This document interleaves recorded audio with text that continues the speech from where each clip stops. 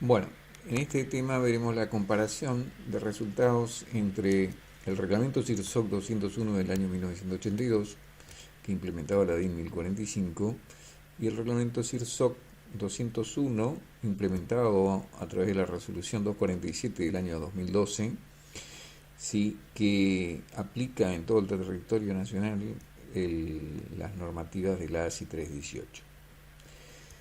El criterio de la DIN eh, trabajaba por tensiones admisibles, ¿sí? Trabajaba resistencia de trabajo, o sea, Work and Strength Design. Significa diseño por resistencia de trabajo. Entonces, vamos a hacer el ejemplo de una losa simplemente apoyada. Vamos a considerar esta losa que está acá, simplemente apoyada, en el cual va a tener una cargas permanentes, a la cual le vamos a adoptar las siglas de la nueva normativa, cargas permanentes. Ya sean, esta carga puede ser por peso propio, peso de muro, todo lo que tengan cargas gravíficas, ¿sí? Y sobre cargas de uso, ¿sí? Vamos a llamarle L. Bien, entonces, de la planta estructural podemos sacar las luces, ¿sí? De cálculo. En este caso, las que nos interesa es LX, porque está apoyado, armada en una sola dirección esta losa. Y vamos a calcular, entonces, ¿qué es lo que vamos a calcular? Vamos a calcular la altura de cálculo. Entonces predimensionamos la altura de cálculo siguiendo el lineamiento de la DIN 1045, en las cuales, para que cumplan la flexibilidad y la deformación, recomendaba unos coeficientes que me determinaban la altura de cálculo a donde se ubica la armadura. Entonces, para una viga simplemente o losa simplemente apoyada, el coeficiente es 30, por lo tanto, la luz de cálculo dividido el coeficiente me daba la altura de cálculo. La altura de cálculo, vuelvo a recordar, que es la altura que tengo hasta el borde superior de la losa hasta donde se encuentra la armadura. ¿Sí? Entonces, todavía me está faltando el recubrimiento de la armadura más un valor R, y ahí sí tendría el espesor total de la losa. En este caso me daba 13 centímetros. ¿Sí? Seguimos hacia abajo y vemos el análisis de las solicitaciones. No hace falta volver a aclarar que es simplemente apoyado. Serán las cargas de servicio por el al cuadrado sobre 8 para una viga simplemente apoyada. Determinamos los valores de solicitación de flexión a través de sus esfuerzos de momento flector y el esfuerzo cortante, sí, para verificar la armadura de corte. Y bueno, lo que se hacía en la DIN 1045 era el uso de las tablas de KH que estaban confeccionadas en función de fórmulas empíricas. Entrábamos en las tablas y determinábamos el valor de un coeficiente KH en función de la resistencia característica del hormigón. En este caso, la resistencia característica del hormigón, sabíamos que era es el valor de la resistencia para la cual el 95% de las proyectas de ensayo están por sobre este valor, ¿sí? Eso para recordar, ¿sí? Y admitía que un 5% quede por debajo. La nueva normativa, el CIRSOC 201 del año 2013, considera que la tensión característica es un 90%, es el valor para el cual el 90% de los valores de ensayo deben superar ese valor. ¿Sí? Un cambio entre la 1045 y la ASI 318 entre un 5 y un 10%. Nada más que la ASI 318 no tiene tensión característica, sino solamente habla de resistencia especificada del hormigón para el cálculo. La resistencia característica recién solamente para comparar el valor final del resultado estructural. Bueno, volviendo al procedimiento de la DIN 1045, vemos que el KH, ¿sí? Determinamos ese coeficiente, entramos en la tabla, determinamos el coeficiente inferior, ¿sí? Y con esto vamos y buscamos el valor de un coeficiente KS. Entramos respetando siempre las unidades que especifique la tabla de KH por la cual fue confeccionada, y una vez que determinó el coeficiente KS, nos directamente era multiplicar por el momento máximo dividido la altura de cálculo, pero esta vez expresado en metros, y nos daba la sección de armadura necesaria por metro de losa.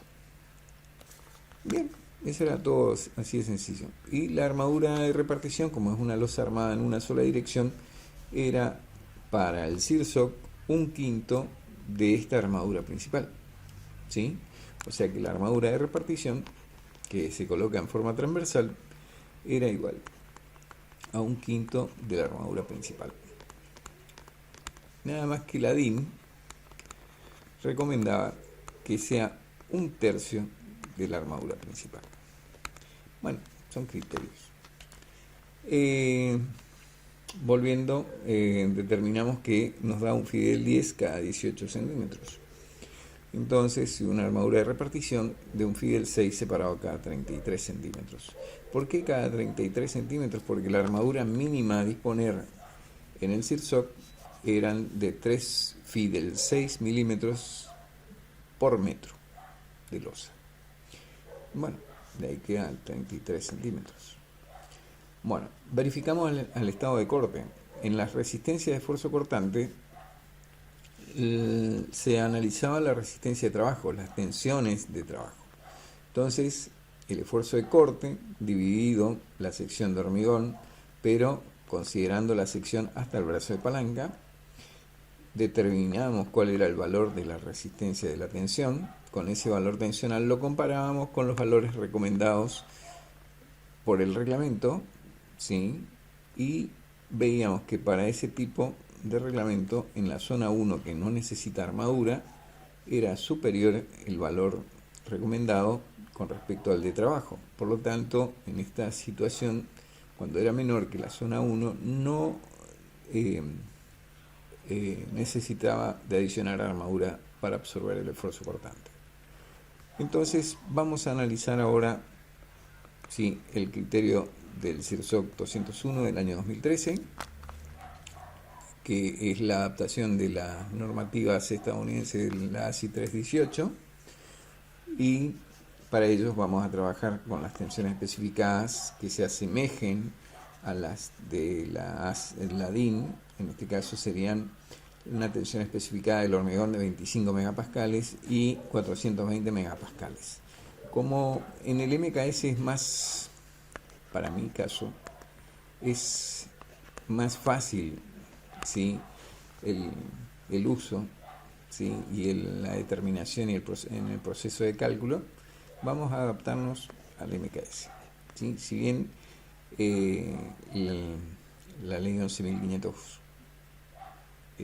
bueno, la ley argentina aplica el CIMELA, el sistema internacional, como unidades de medida, pero en el CIRSOC, si miran en el mismo CIRSOC, en 201, en los comentarios, permite el uso de otras unidades que sean más sencillas y presten a menos confusión en el cálculo, ¿sí?, siempre y cuando se especifique la conversión de unidades. Entonces vamos a usar el MKS. Para ello vamos a seguir en el proceso de cálculo. Lo primero es predimensionar. En el caso de la ASI 318 da coeficientes para una losa simplemente apoyada, ¿sí?, pero lo que se determina es el espesor total de la losa. Debo restar a este espesor total el recubrimiento de la armadura. O sea que lo que yo estoy determinando es toda la losa y me falta determinar cuál es el brazo de palanca, este brazo de palanca D, que en este caso tendré que restar el diámetro de la posible armadura que me va a dar, dividido 2, y el recubrimiento. Entonces, para poder, y este valor que tengo del espesor total se llama H de losa. Entonces, el criterio de la ASI es muy conservador, ya que me da un espesor mucho mayor que la DIN. Y vamos a calcular, pero aplicando la ASI 318, el criterio es que la resistencia, para dimensionar la armadura, es que la resistencia última requerida es para cargas mayoradas, aplicando las reglas de Tuvstar, y este valor debe ser menor que la resistencia que aporta el material afectado de un coeficiente de reducción de resistencia, y a este producto se le denomina resistencia de diseño. O sea, la resistencia de diseño debe ser siempre mayor que la resistencia requerida. Bueno, ese sería el criterio de la ASI 318. Entonces, vamos a mayorar en función de la regla de Tuvstar, ¿sí? Como tenemos solamente cargas permanentes y sobrecarga, vamos a usar las dos primeras ecuaciones generales de posibilidades de mayoración de carga. Entonces, en la primera mayoramos un 40% las cargas permanentes, y en la segunda un 20% de cargas permanentes y un 60% de la sobrecarga. De estas dos posibilidades vemos cuál es la peor condición. Entonces, el que me da mayor valor. Con ese valor determinamos los valores de solicitaciones, ¿sí?, de flexión y esfuerzo cortante. Nada más que en el esfuerzo cortante la normativa de la ASI llama B último y M último a este valor. Y seguimos. Aplicamos la fórmula directamente de determinación de un coeficiente de proporcionalidad de ubicación del eje neutro, coeficiente Ka, que es el método que habíamos aplicado para las clases, y determinamos el coeficiente de proporcionalidad, ¿sí? Este coeficiente me determina dónde se encuentra el eje neutro para esa sección de hormigón adoptada. Luego vemos que para ese tipo de resistencia de hormigón, ¿cuál será el Ka mínimo necesario? Como vemos, mi Ka es menor que Ka mínimo, por lo tanto deberé usar Ka mínimo. Eso era lo que habíamos quedado en el criterio de dimensionamiento. Si Ka mínimo es menor que Ka y es menor que Ka máximo, ¿sí?, para la ruptura balanceada, voy a dimensionar con Ka. Y si se da el caso distinto de que mi Ka máximo es menor que Ka, obviamente que deberé colocar armadura de compresión, ¿sí? Va a ser distinto de cero. Pero nosotros estamos en esta condición. Este es el criterio que habíamos usado para predimensionar la estructura. Como podemos apreciar, estamos en una cuantía menor. Si el eje neutro se encuentra por encima del mínimo necesario para una rotura dúctil, por lo tanto tendré que usar el mínimo. Con esta ecuación, para hacer un recordatorio, esta ecuación nace de la sumatoria de momentos, ¿sí?, con respecto al hormigón igual a 0. Entonces va a ser igual. El momento nominal del material va a ser igual, ¿sí?, con respecto al hormigón 0,85 de FC, que es el diagrama rectangular del hormigón, por un valor que es A por B, que en este caso sería la tensión, y por un valor de D menos A sobre 2, que sería la ubicación del brazo de palanca. Por las dudas, vamos a hacer el dibujito. Si yo tomo un momento con respecto a donde se ubica la barra T, y acá tengo el eje neutro, a esta distancia le llamo D, y a esta distancia le llamo A. Entonces, y esta es la fuerza C del hormigón. Esto que está acá es la fuerza C, o sea que sería la resistencia por la sección que tengo de losa, me da la fuerza de compresión y se encuentra a una distancia de D menos A sobre 2. Como podemos apreciar, de esta fórmula yo puedo sacar el valor de K como incógnita y bueno, sabiendo siempre que Mn es igual al momento último dividido phi. ¿Sí? Entonces, ahora, esta fórmula que está acá es la sumatoria de fuerzas horizontales igual a 0. Entonces, la resistencia del acero más la resistencia del hormigón debe ser igual a 0, si tengo cuantía balanceada. Entonces, bueno, para esa condición despejo la sección de armadura, porque yo sé que la fuerza T es igual a que la fuerza T, voy a hacer acá, va a ser igual a la armadura por Fi. Por eso es que lo único que hice fue despejar Fi y pasar dividiendo.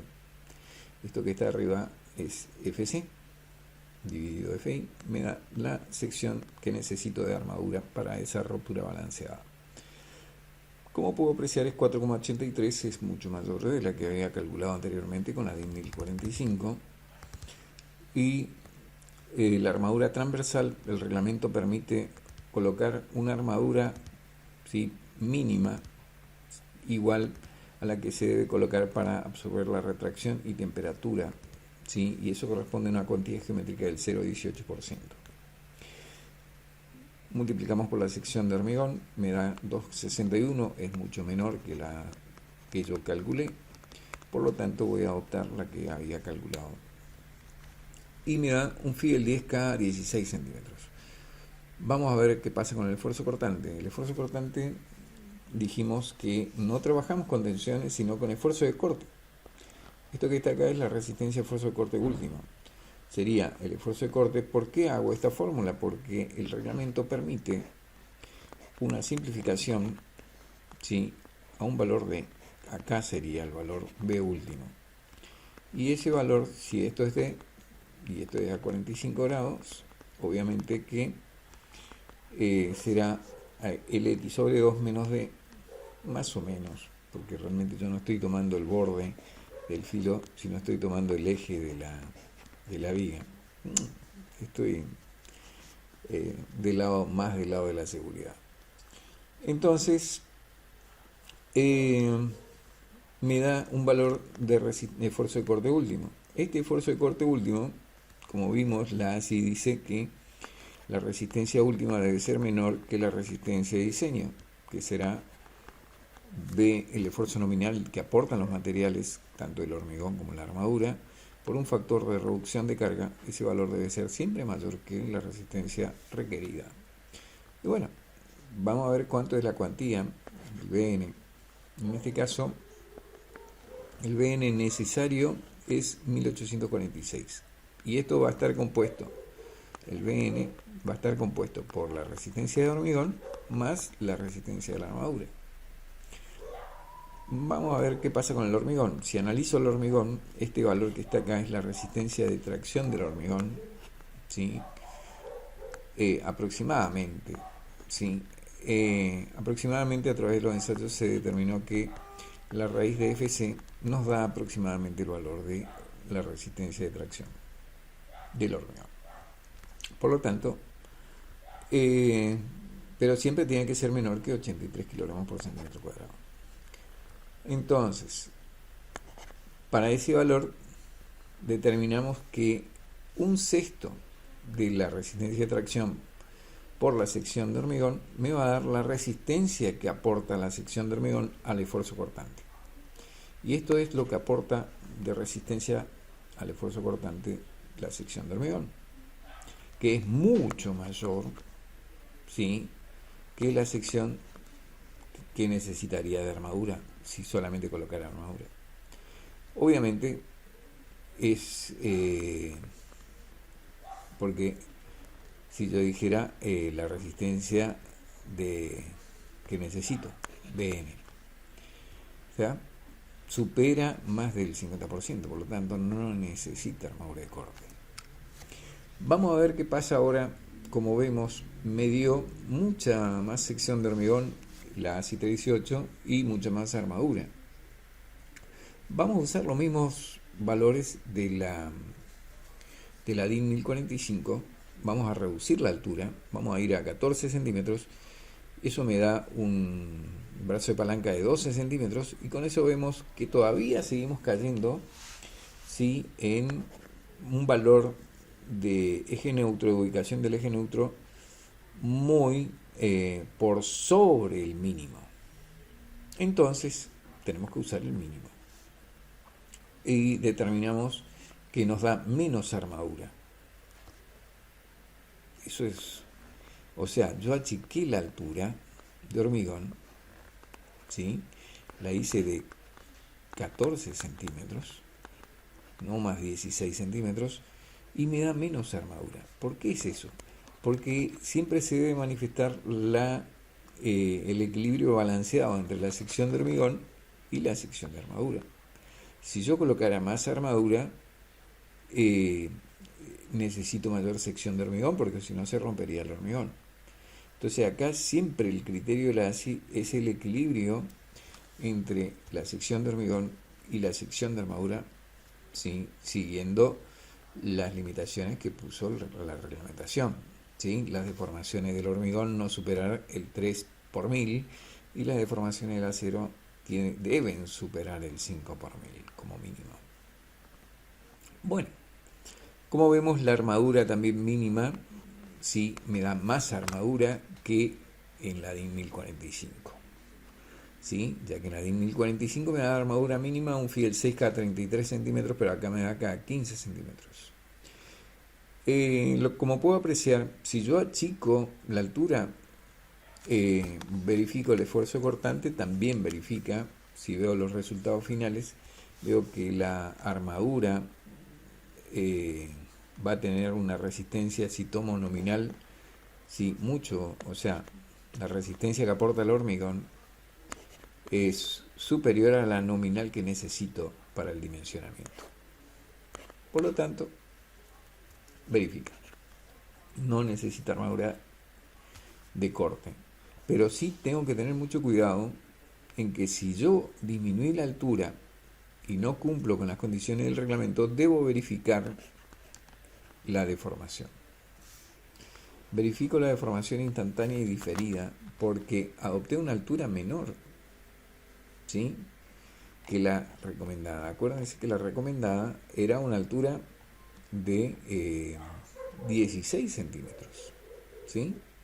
Si tomo esa altura, no verifico la deformación. En cambio, si tomo una altura menor, deberé verificar, ¿sí?, la deformación. Para ello, vamos a hacer uso de lo que dice la normativa. La normativa dice que para verificar la deformación deberé cumplir con lo que dice la tabla. Sí, para un entrepiso debe ser la deformación permisible L sobre 360, o sea que aproximadamente 1 centímetro es lo que puede bajar mi losa por deformación. Entonces aplico la ecuación de deformación, pero para las solicitaciones de trabajo, ¿sí?, no cargas mayoradas, solicitaciones de trabajo. Pero el problema es que la inercia, cuando está trabajando a máxima carga, el hormigón puede encontrarse en estado fisurado, ¿sí? Si supera el momento crítico, el M crítico, obviamente el hormigón se encuentra fisurado y tendrá una menor inercia. Entonces, el reglamento permite, la ASI, usar una inercia equivalente, ¿sí? Tenemos una inercia G hasta un valor de momento crítico, ¿sí? Una vez que ese momento supera la resistencia de tracción del hormigón, tenemos una inercia fisurada, pero entre estos dos valores podemos tomar un valor de inercia equivalente. ¿sí? Efectiva. Entonces, vamos a ver, determinamos el momento crítico, ¿sí? El momento crítico dijimos que es igual a la resistencia de tracción permisible. El reglamento dice que FR, la resistencia de tracción permisible para estas situaciones, el 60, o sea, 0,6 de la resistencia de tracción del hormigón. Determino la inercia no fisurada, determino el módulo de elasticidad del hormigón, módulo de elasticidad del acero, coeficiente de relación entre módulo de elasticidad para poder homogeneizar la sección entre hormigón y armadura, que significa que yo podré, porque yo lo que necesito conocer es cuál es la posición del eje neutro para esa situación de cuantía balanceada en la cual ya determiné la armadura. Entonces, yo ya tengo la armadura, a esa armadura la voy a homogenizar, voy a hacer una sección más grande y considero como si todo fuera hormigón. Entonces lo que tengo que determinar es cuál es la ubicación de esa sección de hormigón. Entonces, ¿cómo hago eso? Fácil. El momento estático con respecto a este eje XX o eje neutro, ¿sí? Este eje neutro, bueno, cuando tomo el momento estático de esa sección de hormigón, que será B por X sobre 2, va a ser igual a N por la sección de acero por la distancia que tengo acá, que es igual a D menos X. ¿Sí? Entonces, de acá yo puedo sacar el valor de X, que es mi incógnita. Con ese valor de X puedo calcular el I crítico. Entonces, bueno, es lo que dice la reglamentación. En su comentario podemos encontrar esta fórmula, los criterios para poder determinar la inercia crítica en cada situación. Si, como nuestra sección es una sección rectangular, bastante sencilla, no tiene armadura de compresión, entonces directamente determinamos el valor de X usando la fórmula. ¿Sí? Una vez que determinamos ese valor de sección, determinamos la inercia crítica, ¿sí?, de esa sección compuesta, ¿sí? Y una vez que determinamos la inercia crítica, aplicamos la fórmula de la ASI 318 para determinar la inercia efectiva. La inercia efectiva es una relación de proporcionalidad entre el momento máximo que resiste a tracción, superando esto se encuentra fisurado el hormigón, y el momento de trabajo de solicitación y de servicio de momento máximo del hormigón. Eso multiplicado por la inercia bruta de la sección de hormigón. Bueno, aplicando la fórmula vamos a determinar la inercia efectiva, que debe ser siempre menor que la inercia bruta. ¿Sí? Una vez que determinamos la inercia efectiva, calculamos el coeficiente, la deformación, ¿sí? Cuánto es lo que la viga va a descender. Aplicando la fórmula de la estática, podemos determinar que para una viga simplemente apoyada era 5 sobre 48 por el momento máximo por la luz al cuadrado dividido la rigidez de la barra. Y en este caso me da 0,43 centímetros, que es muy pequeño. Pero ¿qué pasa para cargas diferidas? Entonces, para cargas diferidas en el tiempo, para mayores de 5 años, el coeficiente me permite el reglamento calcular un coeficiente que mayora la condición inicial de deformación, ¿sí? Y está en función de la cuantía geométrica de la armadura de compresión y de un coeficiente que está en función del tiempo al cual estoy calculando. Si son 5 días, 10 días o más de 5 años, bueno, me dará un coeficiente qué tipo de deformación puedo esperar en esa fecha. Y para eso, para ese valor, lambda me va a dar un valor de 2 y por lo tanto voy a calcular la fórmula según la recomendación de la ASI 318, el 60% de la resistencia de trabajo inicial por el valor de lambda diferido en el tiempo, más un 40% de la resistencia la deformación inicial. El valor, esto es porque lo correcto sería calcular el FD solamente acá como inicial y acá deberíamos calcular el FD más L, ¿sí?, por lambda. Esto sería lo correcto. Y calculando esto vamos a tener una deformación, pero más o menos por aproximación, ¿sí?, estos valores están más o menos, son valores aproximados de una forma rápida y me da valores de deformación menores, ¿sí?, que el F admisible. Por lo tanto, el hecho de disminuir la altura está bueno. ¿Qué pasa?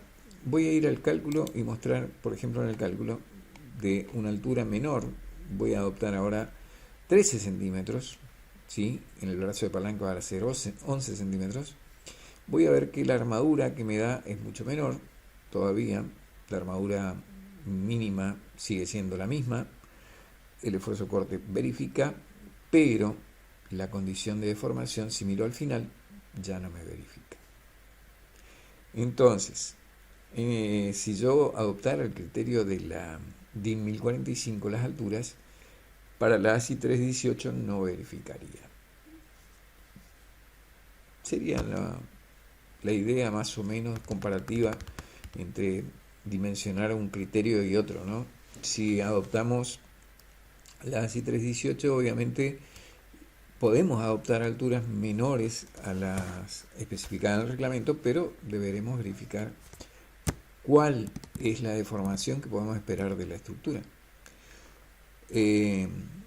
Si exceden las admisibles, podemos dar contraflecha a la estructura para que en ese tiempo diferido se pueda cumplir esa deformación y estar en forma horizontal la estructura. Cosa no recomendable. Siempre conviene que cumplir con las especificaciones y prescripciones de la reglamentación. Bueno, eso sería todo el tema por hoy.